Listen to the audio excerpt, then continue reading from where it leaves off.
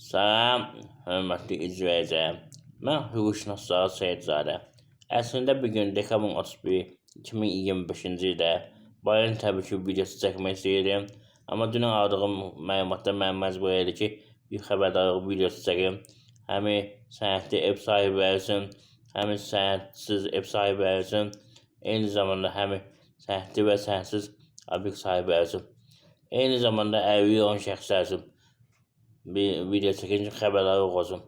Əlilliyi olan şəxslərlə bağlı mən bunu həm hüquqşünas kimi deyəm, həm əlilliyi arabasında olan şəxs kimi deyəm. Zəhmət olmasa bu videonu bəyənin, hamı bilsin nə xəbərdarlıqdan söhbət gedir. Artıq dünən qanun qüvvəyə minib ki, işıq sayğacına görə ayda 1 manat ödəməliyik. Məcburi. Sənətli və sənətsiz ev sahiblərinə xəbərdarlıq eləmək istəyən ki, başa düşən bəzi şəxslər rayondan gəlib Bakıda işləyir, və yaxud da gedib xaricdə işləyir, və yaxud da belə deyək də, Bakıdan gedib rayonda işləyir, öz evlərində olmurlar. Eyni zamanda sənətsiz ev sahibləri və obyekt sahibləri. Bir də görürsünüz, başqa yerdə olsun, xəbəriniz olmur. Gələr və sizin sayğacınızı kəsər və demək sənədi olan şəxslər deyəcək, sonra 500-600 manat qoy, təzdən qoyaq sayğacı yerinə. Amma belə deyək də, kimin sənədi yoxdursa deyəcək, sənədi yoxdur, bu evə, bu torpağa, bu obyektə sayğac çəkmək olmaz. Yəni əziyyətiniz hələ gələr, işıqsız qalasınız, qazsız qalasınız.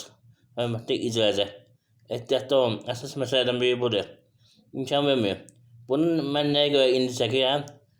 Mən bilirəm ki, indi bayram münasibətindən 5-6 gün iş olmayacaq. Həmin fürsətdən istifadə edin, baxın, belə deyəm, evinizə, gedin dəyin, gəlib sayğacları çıxardarlar. Eyni zamanda ödənişlərinizi ödədiyiniz zaman 5-6 manat artıq ödəyin ki, oradan çıxsınlar, sonra yadınızdan çıxar qala belə. Hörmətli izləyicilər, bir daha xatırladan kimin evinin sənədi yoxdursa, torpağın sənədi yoxdursa, onlar yəni belə sayğacını kəsdirsə, apardılarsa, sonra yerinə bərpa eləmək çətin olacaq. Hörmətli izləyicilər, ehtiyatlı olun. Vacib bir məsələdən biridir. Xüsusilə əlilliyi olan şəxslər deməsində ehtiyatlı olsunlar. Gəlib kəsə və sonra harası gedilməyə ərizə yazmaq uzun məsələdir. Əlilliyi olan şəxslər gedə bilmir, əziyyət çəkir. Ona görə deyəm. Ümumiyyətlə, belə deyək də, son 2 ildə artıq sənətsiz evlərə, torpaqlara sayğac qoyulmasına icazə vermir. İstər qaz olsun, istər su olsun, istər işıq olsun. Hörmətli izləyicilər, biraz olan məsələdə ehtiyatlı olun.